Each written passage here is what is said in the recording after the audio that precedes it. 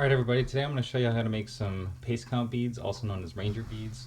So that's what these things are. So you can just tie these onto any piece of equipment you have. You can tie them on to like some molly gear or something like that. You can loop them through like this.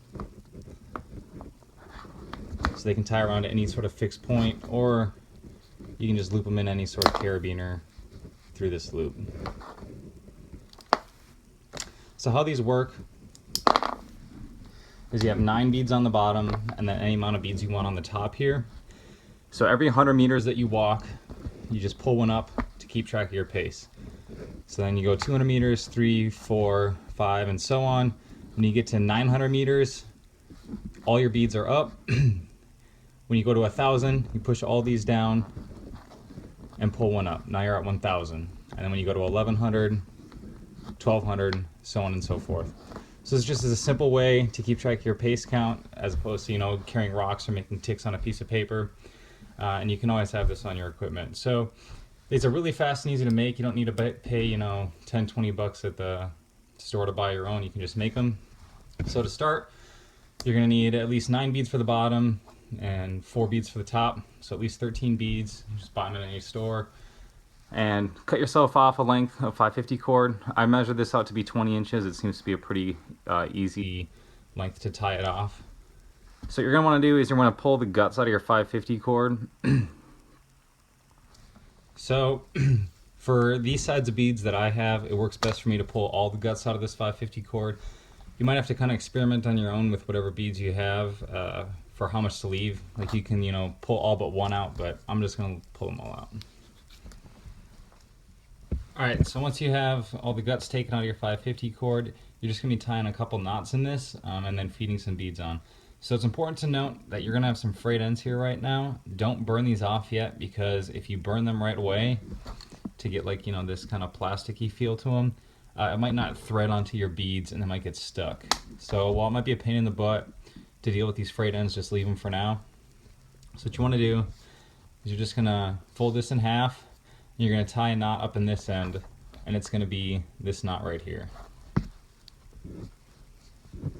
So just do a single half hitch type knot and pull it through. Alright, at this point you would feed on your top 4 beads. I'm not going to do it just for the sake of time, but you just fit your beads on here, pull them down, so you have 4, and then once there's 4 beads right here, you're going to make another knot.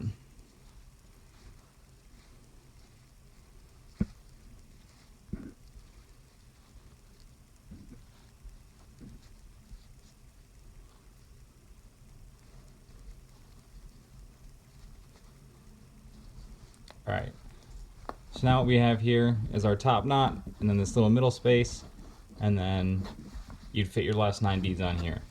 So you put your last 9 beads on, and then tie this end off. Don't twist it like I did.